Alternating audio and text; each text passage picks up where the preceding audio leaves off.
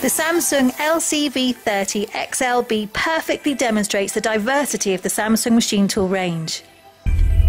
It's a travelling column vertical machining centre, available with not only 2-metre X-axis travel, but also a huge 4-metre X-axis option.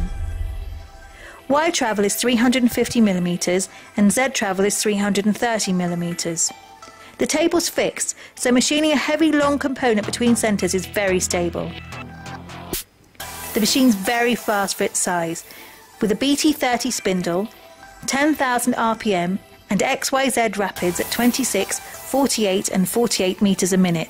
So with the X and the Y axes all moving from the travelling column, you can generate plenty of speed to very quickly remove metal.